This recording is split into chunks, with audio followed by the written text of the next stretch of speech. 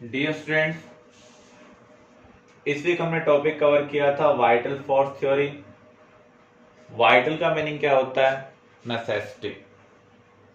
Organic compound को बनाने के लिए एक ऐसा फोर्स रिस्पॉन्सिबल है जिसके बारे में हम कुछ नहीं जानते और उसके बिना ऑर्गेनिक कंपाउंड एग्जिस्ट नहीं कर सकते और ऐसे फोर्स को हम लैब में भी नहीं बना सकते।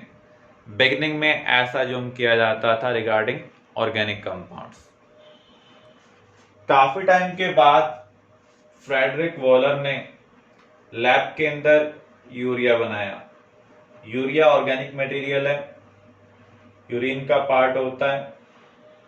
अमोनियम साइनेट को जब हीट किया तो हीट की वजह से रीअरेंजमेंट हुई और ये किस में कन्वर्ट हो गया? यूरिया में।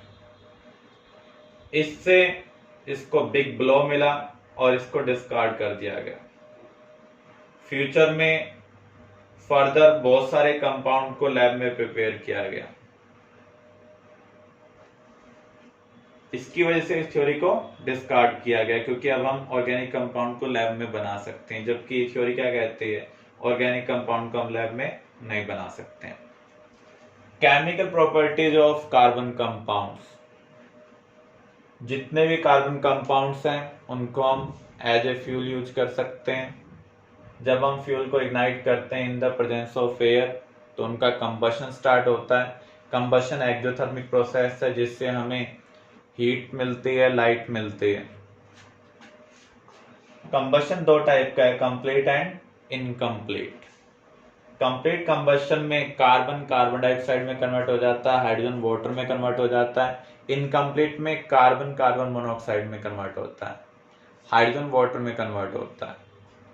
जो कार्बन मोनोऑक्साइड की फॉर्मेशन है वो हमारे लिए रिस्की है क्योंकि जब हम उसे इनहेल करते हैं तो हमें सफोकेशन फील होती है। अगर हम स्लीप में हैं तो उस केस में हमें कुछ पता नहीं चलेगा।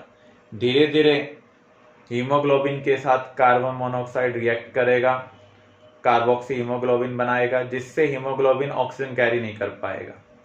अल्टीमेटली ऑर्गन फेलियर हो जाएंगे और डेथ हो जाएगी। इसलिए जब भी हम अंगीठी वगैरह का यूज करते हैं वहां पर कोल को एज ए फ्यूल यूज करते हैं।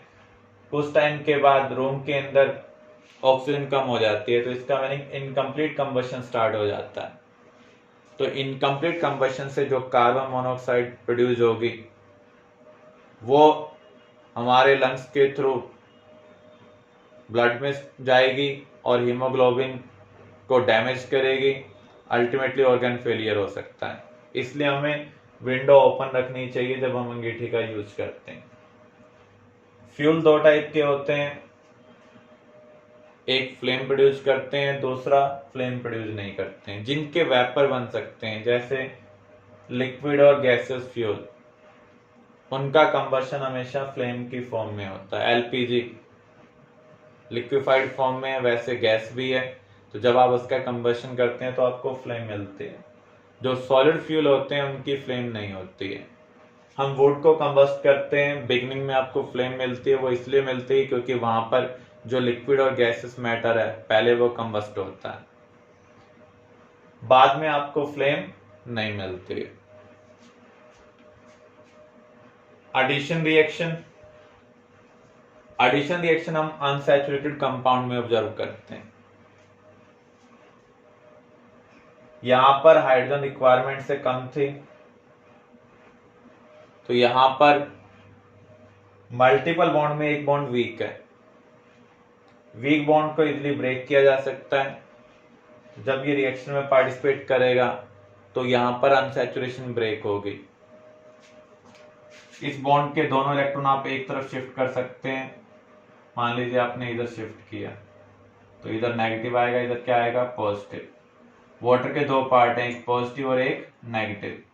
तो जिधर हमने नेगेटिव कंसिडर किया उधर वाटर का पॉजिटिव पार्ट लगाएंगे, दूसरी तरफ वाटर का नेगेटिव पार्ट। तो यहां पर हम स्मॉल मॉलिक्यूल का एडिशन कर रहे हैं।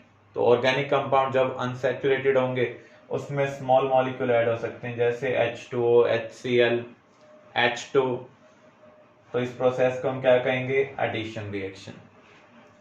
कैटालाइटिक हाइड्रोजनेशन का यूज कर हम वेजिटेबल ऑयल को डालडा घी में कन्वर्ट करते हैं, क्योंकि वेजिटेबल ऑयल में रेंसिडिटी का इश्यू होता है, उसको हम कैटालाइटिक हाइड्रोजनेशन के थ्रू डालडा घी में कन्वर्ट कर देते हैं, जो कि सैचुरेटेड होता है, और सैचुरेटेड इजिली रिएक्शन में पार्टिसिपेट नहीं करते हैं।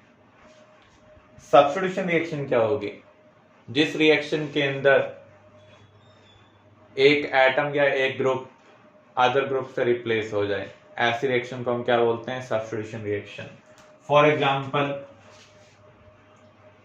CH4 को जब आप Cl2 के साथ ट्रीट करते हैं तो हमें क्या मिलता है? CH3Cl। तो यहां पर हम क्या देख रहे हैं? इसके एक H को हटाकर उसकी जगह हम क्या लगा रहे हैं? Cl। ऐसी रिएक्शन हाई टेम्परेचर पर होती है, क्योंकि जो सैचुरेटेड हाइड्रोकार्बन है वो स्टेबल होते हैं। तो सब्स्टिट्यूशन रिएक्शन हम कब ऑब्जर्व करते हैं? जब सैचुरेटेड हाइड्रोकार्बन। एलिमिनेशन रिएक्शन में स्मॉलर ग्रुप का रिमूवल होगा।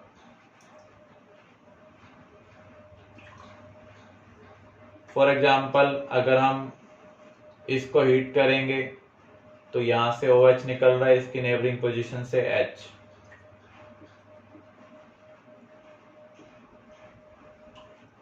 एलिमिनेशन रिएक्शन में सैचुरेटेड किस में कन्वर्ट होगा? अनसैचुरेटेड में कन्वर्ट होगा। Is it clear?